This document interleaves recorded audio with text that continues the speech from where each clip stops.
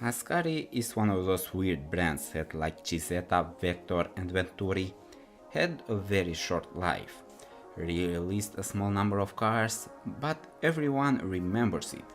It's something about their cars that make them so memorable. Maybe it was the styling or the fact that they weren't that complex, at least for supercars. Or maybe it was the BMW V10 mounted behind the rear seats. So hello guys and welcome back to another video, and here is the story of Ascari.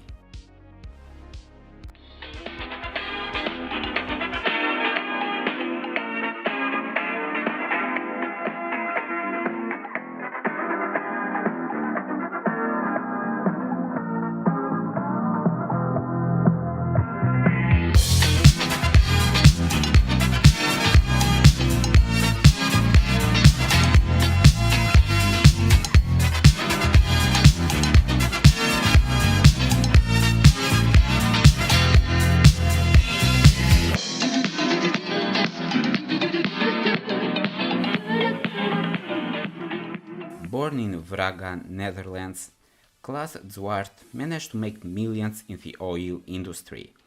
But with a true passion for racing, he started entering on a different British Ferrari Challenge races. But things would change when he sold the company that he had founded. And with plenty of money, in 1995, Klaas decided to buy a new British car company. Ascari Cars was founded in 1994 and was based in Dorset, southwest UK. The name came from Alberto Ascari. The Italian was the first driver to win the Formula One World Championship twice. But some sources say that Ascari stood for Anglo-Scottish car industries, something that probably had to do with the original founders of the company. But no matter what, the name probably helped them, both with the ones who knew who Alberto Ascari was and with them who didn't know about him, just thought that Ascari was an ultra exotic car maker. And in the same year, in 95, came the FG GT. The car was shown on different auto shows and turned some heads. But the most interesting things about the FG GT is that the car was designed by Lee Noble, who only 4 years later was going to create his own supercar company, which would become another 2000s icon. The design of the FG GT followed the trend of the 90s, where the wedge-shaped lines were replaced by more natural lines. The engine, like many other newcomers in the supercar market, was a General Motors V8. But this engine was only used on the prototype, since later the engine was replaced by a Ford V8. The FG GT would participate on a number of different races, mostly on the British GT Championship.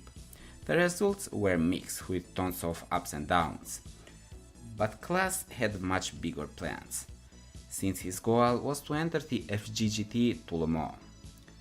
But the problem was that the FG GT had to be homologated first, and so Ascari Ecos was born. Stylistically, the cars were basically the same, with one key difference, being the headlights, where the pop-ups were replaced by normal ones. This was something that many supercar makers were doing back then. But the biggest change was the engine. The Ecos came with a 4.4-liter BMW V8, the same engine founded on the BMW 450i and on the 740i. But the engine founded on the Ecos was tuned by Hardge, producing 300 horsepower, which was around 20 horsepower more than the stock engine. But later Ascari also offered the Ecos with a 4.7 liter and with a 5 liter, again tuned by Hardge, producing 400 and 420 horsepower respectively. The Ecos was offered with a ZF 5-speed gearbox, but in 2000 they also built a version with a 6-speed sequential, but this car remained on the prototype phase. Ecos was produced from 1998 to 1999, and a total of 17 cars were built. In 2000, Ascari presented two new cars, a prototype which was going to become the future car, and the A410. The car was built to enter the LMP 900. It had a 4-liter Jet V10 which had started life as a F1 engine, but had evolved into an endurance one. The racing life of the 410 was completely forgettable, with only a few good results. Since most of the time the team didn't finish the race, mostly they had to retire with gearbox failures. The A410 evolved into the KZR-1, which used a 4-liter BMW V8.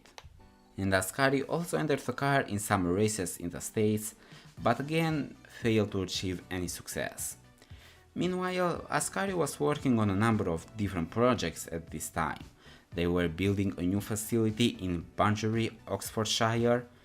They also were building a circuit in the Andalusian city of Ronda, and they were also developing their next car. And in 2003, on the Circuito Ascari, they presented the KZ1. The power came from a BMW 4.9-liter V8, the same engine that the M5 E39 and the Z8 used. But differently from the cause, Ascari tuned the engine in-house this time, raising the power from 400 to 500 horsepower. For the gearbox, they went for the same 6-speed manual from Cima, that both Pagani and Koenigsegg were using at the time. Thanks to this and the carbon fiber tub and bodywork, the KZ1 had a top speed of 320 km per hour and an acceleration time of 3.7 seconds.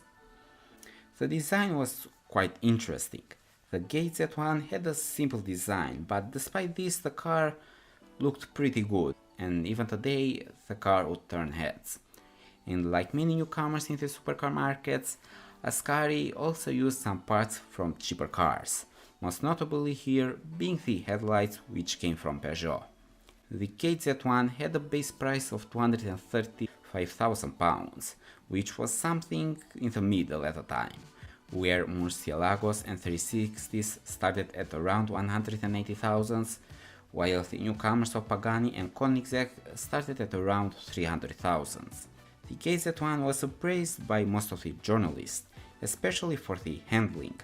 The production was going to be limited to 50 cars, but it's hard to say how many cars were actually built. But judging from the online pictures, it's highly doubtful that 50 cars were built. There also was the KZ1-R, which was the GT3 version of the car. The car received a number of changes, most notably here being the body kit and the Spartan interior. But the KZ1-R received a 20 horsepower increase. In 2006, 1 year after the KZ1 entered production, Ascari presented the A10. And this is probably the most well-known Ascari, probably thanks to Jeremy Clarkson and Top Gear. The look was a mix between KZ1 and the R version, but the biggest change was under the skin, since this time was the same V10 found on the E60, and with 600 horsepower, the A10 could hit a top speed of over 350 km per hour. The price was around 350,000. The price also included a lifetime membership on the Ascari resort. The production again was going to be limited to 50 cars, but only the prototype was ever built. And this was basically the end for Ascari cars. They would go down in 2010. The case of Ascari is pretty interesting.